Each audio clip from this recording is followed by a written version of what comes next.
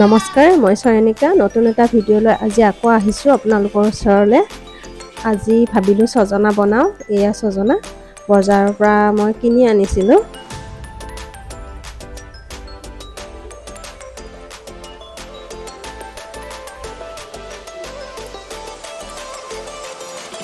এইখিনি ছজনা প্ৰায় আধা কিলোমান হ'ব চাগে।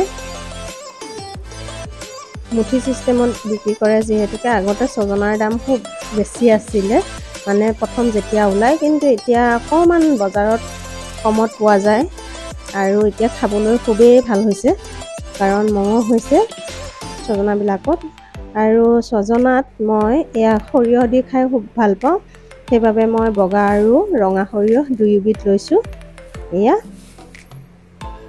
এইখিনি এতিয়া অলপমান সময়ৰ কাৰণে মই তিতাই থ'ম। তিতাই থ'লে পেষ্টটো বনালে বেছি ভাল হয়। এয়া অলপমান পানী এড কৰিছোঁ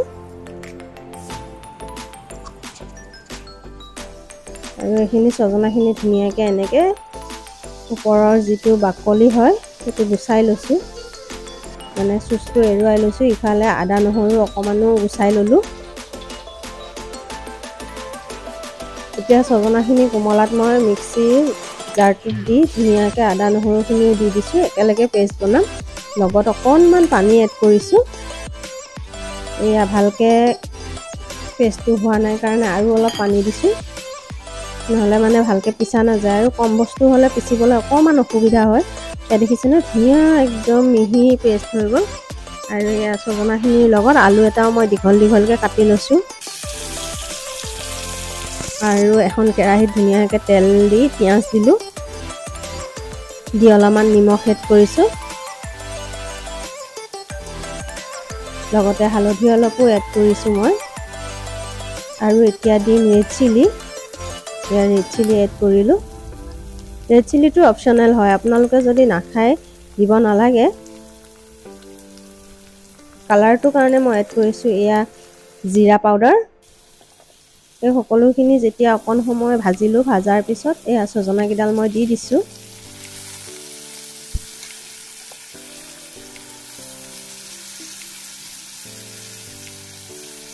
ছজনাকেইডালো মই খুব ধুনীয়াকৈ ভাজি ল'ম, মানে তেলটো লগাকৈ ভালকৈ ভাজি লোৱাৰ পিছত মই পানী এড কৰিম।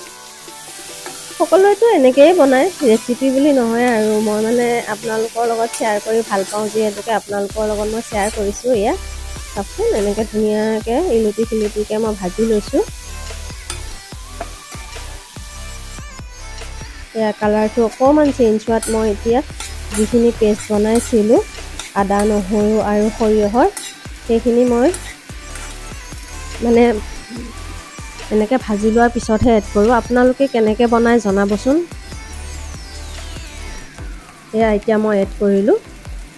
এইখিনিও অলপ সময় মই ভাজিম, 2 মিনিট 3 মিনিটমান, তাৰপিছতহে মই পানী এড কৰিম। আৰু বেলেগ ধৰণে যদি বনাই খাব পাৰি মোক জনাব। মই এনেকৈ খাই খুব ভাল পাওঁ, সেয়ে মই এনেকৈ বনাওঁ।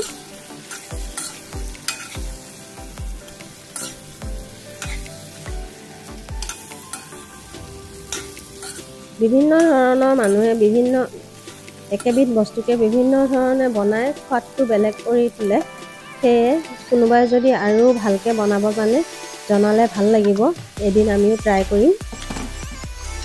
আৰু এইখন কেৰাহীত মই দিছোঁ বিলাহী আৰু আলু ভাজি আছোঁ, তাতে মাছৰ জোল বনাম। এইফালেও ইয়াত অলপ বিলাহী দি দিলোঁ ছজনাখিনিত।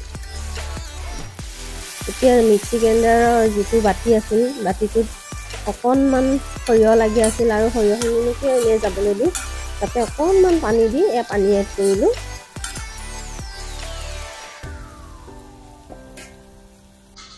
আৰু ইফালে বিলাহী আৰু আলুৰ জোলখিনিও ধুনীয়াকৈ উতলিছে। উতলত মই এয়া বৰালি মাছ দি দিছোঁ, উতলি আছে।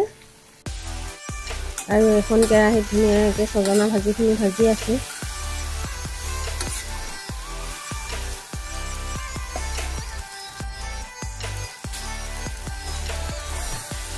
মই এনেকৈ অকণকৈ পানী দি সদায় মানে একেটা ডিজাইনতে মই বস্তুবিলাক বনাওঁ বা একেটা ষ্টাইলতে পানী দি ভাজি থাকিম। এতিয়া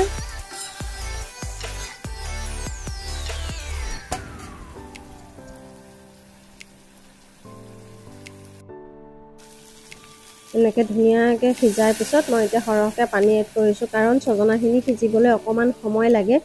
সেয়ে অলপ বেছিকৈ পানী দি মই এতিয়া সিজাম। এয়া গৰম পানী এড কৰিছিলোঁ যে একদম মানে পুটপুটকৈ উতলি আহিছে। এতিয়া মই মোৱা মাছ কেইটামান দি দিছোঁ, কাৰণ সৰিয়হ আৰু মোৱা মাছৰ কম্বিনেশ্যনটো মই খাই খুব ভাল পাওঁ। সেয়ে মোৱা মাছ কেইটামান আছিল দি দিছোঁ মই ইয়াতে। আৰু এয়া দেখিছেনে ধুনীয়াকৈ একদম ছজনাৰ জোলখিনি একদম পূৰা উতলিছে। এতিয়া মই ধনিয়া এড কৰিছোঁ,